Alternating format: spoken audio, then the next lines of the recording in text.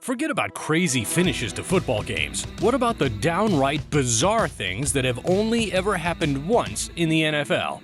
That's right, we got a list of insane moments that you'll never see again. In fact, some of these events don't even seem humanly possible, because they're not. And you won't believe which of these moments altered someone's entire career forever. This is the Gridiron. 10. Security. Players get thrown out of games. It happens often. Sometimes even security has to be called. But what happens when security is who needs to get thrown out? Just a few weeks ago, the Niners and Eagles were in a heated game. Devontae Smith of the Eagles caught a pass, and Dre Greenlaw tackled him pretty hard. A scuffle broke out on the sideline, which resulted in Greenlaw extending his arm and making contact with the face of the man they call Big Dom. Now, Dom DeSandro is the Eagles' head of security. This was regarded as a punch by Greenlaw, though it was really more of a vicious point. In any event, Greenlaw was ejected from the game. But wait, he was not the only one taking swings. Big Dom swung right back. He also did put his hands on Greenlaw first as he was trying to protect his player, Devontae Smith. His job is to protect the players, but did he step over the line? The refs thought so. In one of the craziest ejections, and with a graphic you're sure to never see again, the Eagles' chief security officer was ejected from the game. 9. Behind the back. A behind-the-back catch sounds amazing, right? But behind whose back are we talking about? Against the Denver Broncos, the Chiefs' Matt Castle dropped back and threw a 55-yard bomb to the rookie Jonathan Baldwin. Baldwin caught it, but with the help of the safety's back. Talk about using every resource available to him. Amazingly, he pinned it to Brian Dawkins' back as they fell to the ground and kept control of it the whole way through. If I gave you a beautiful football, would you hold it against me? Baldwin accepted that invite. There was no avoiding getting posterized in that highlight reel for Dawkins. His back made sure of it. 8. Lamar versus the Browns. Baltimore is in the AFC North. Star quarterback Lamar Jackson has to see Cleveland twice a year, at least. On this one particular occasion, Lamar had to face the Browns twice in the same game. He and his Ravens were battling the Cleveland Browns, and in the fourth quarter, he had to head to the locker room because he was battling the other Browns. The official word was that he left to get treated for cramps, but in about 10 minutes, he was back on the field. Players usually don't recover from cramps that quickly. However, this amount of time is enough for people to handle some business.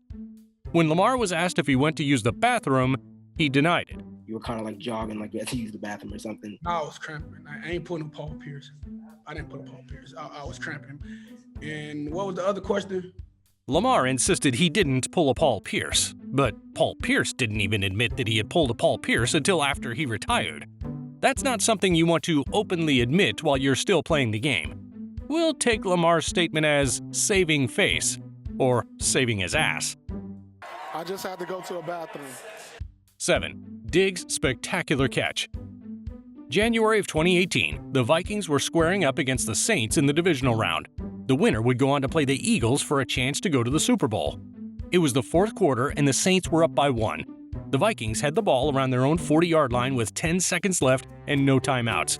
The Saints just had to not let them get into field goal range and get out of bounds. Case Keenum threw it up to Stephon Diggs, and luckily for the Saints, a defender was behind him and able to tackle him inbounds. But he completely whiffed on the tackle. Diggs looked like he was going to try to get out of bounds to stop the clock, but when the defender missed him, he took it to the house instead. 6. Pittsburgh Pitfall. It's bad enough when a player makes a mistake to change the outcome of a game, but what about when a coach does it? In this case, the Ravens were playing the Steelers. The Ravens' Jacoby Jones was returning a kickoff, and he found a seam. He was racing past Steelers defenders, and it looked certain he was going to score, until someone forgot they weren't supposed to be on the field. Or did Mike Tomlin actually know what he was doing, and his intention was to be a 12th defender to prevent the touchdown? He jumped out of the way, but caused enough of an interference that a Steeler was able to catch up and take Jacoby down. What do you think? Was he oblivious, or did Tomlin know what he was doing? 5. The spotter. The Mike Tomlin incident really makes you think. Maybe coaches need someone to tell them when they're on the field. But of course not. They are supposed to pay attention to that themselves. Not Sean McVay. In fact, he has such difficulty paying attention to whether he is in the way of the play or the refs that the Rams came up with this goofy solution. McVay has a spotter, a man whose sole job is to make sure he is out of the way for any in-game action. A guy whose job description simply reads, "Grab McVay by the waist and pull him away." Seriously, Sean, your lack of on-field awareness is not a good example for the team. 4. Shot down.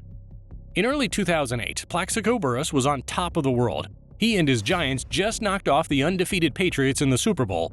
His 2007 campaign saw him with 70 receptions, over 1,000 yards receiving, and 12 touchdowns. He was a star. But in November of 2008, Plaxico went to a nightclub with an illegal gun in his pants. At one point in the night, the gun fell out and he shot himself in the leg. This was all over the news. The situation was prosecuted to the fullest extent of the law by the state of New York. Plaxico was found guilty. I see guys like Randy Moss and Terrell Owens and all those guys that I played with, and I was like, I basically shot down a Hall of Fame career. That season was cut short for him, and he missed the next 2 seasons due to his prison sentence. 1 more season with the Jets, 1 more with the Steelers, and then Plaxico was done.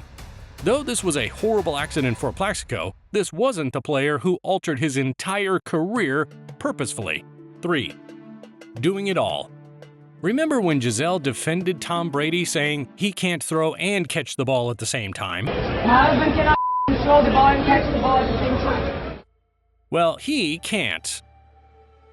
But Marcus Mariota can. And when Mariota does it, he gets a touchdown.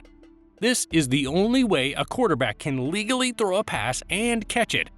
That's not a bad play. Maybe quarterbacks should attempt to get deflections like that more often. It sure turned out well for the Titans. Hold on, Mariota got a passing touchdown and a receiving touchdown for that?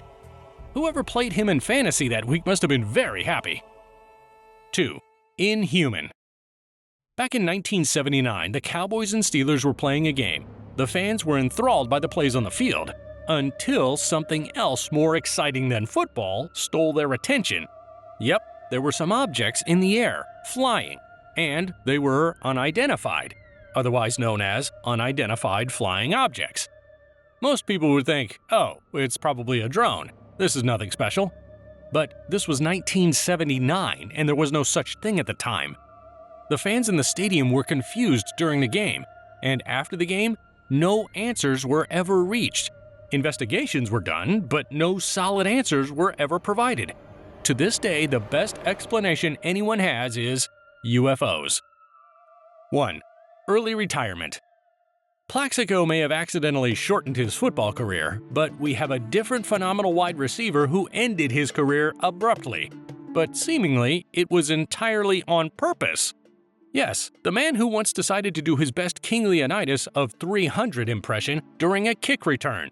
And even that wasn't the most bizarre thing he ever did in a game. The Bucs were playing the Jets, and in the middle of the game, Antonio Brown became so upset that he started removing all of his gear. His jersey, his shoulder pads, all of it. He took off his shirt and gloves and threw them into the stands. He then proceeded to run across the field, while the game was still going on. He was waving to fans in the stands, doing jumping jacks with no shirt on, and you can clearly see the clock is ticking while he's doing this. This wasn't even a timeout. The game was still being played and his offense was on the field. Antonio Brown just quit mid-game. He quit on the game, he quit on the season, he quit on his career. That was almost definitely the most bizarre retirement announcement you'll ever see. We love seeing the crazy plays that happen during football games, but sometimes things occur on the field that should never happen in a million years. But this is professional football. You never know what you'll see next.